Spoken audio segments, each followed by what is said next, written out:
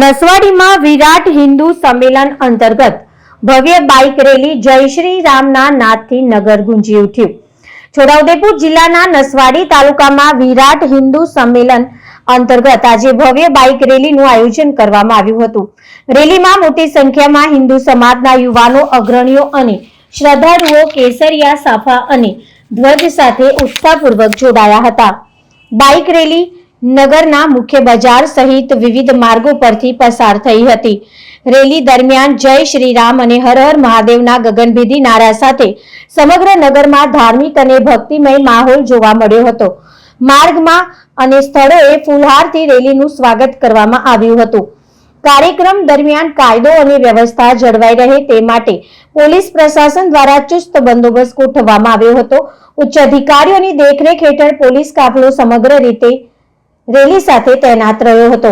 નગર ભ્રમણ બાદ રેલી પ્રસિદ્ધ બાપા સીતારામ મંદિરે પહોંચી હતી, જ્યાં તે જાહેર સભામાં પરિવર્તિત થઈ હતી। મંદિરના પ્રાંગણમાં યોજાયેલી સભામાં સંતો અને સામાજિક અગ્રણીઓએ હિન્દુ એકતા અને સંગઠન અંગે પ્રાસંગિક પ્રવચનો આપ્યા હતા।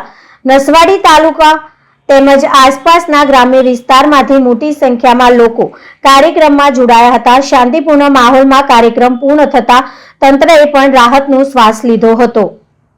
આત્મીય શ્રી રોનકભાઈ, આત્મીય શ્રી જયંતિભાઈ, નસવાડીના દરેક જાગૃત કાર્યકર્તા હિન્દુ સંમેલનમાં સંઘના 100 વર્ષ નિમિત્તે સંઘના વિષયોને સમજીને, સંઘની વાતોને સમજવા, જાણવા, સંઘના વિષયોને સમજીને આગળ વધારવા હિન્દુ સમાજ, હિન્દુ ધર્મના કામ અર્થે વચ્ચે ઉપસ્થિત રહીને અત્યારે હું હર્ષની લાગણી અનુભવું છું।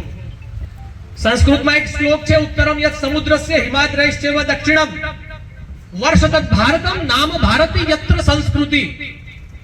હિમાલયથી દક્ષિણ સુધી અને સમુદ્રથી ઉત્તર સુધી આ જેટલો પણ ભૂભાગ છે, જે ભૂપટ્ટો છે, એ વચ્ચે રહેનારો જે પ્રદેશ છે, ને રહેનારા દરેક નાગરિકો ભારતીય છે।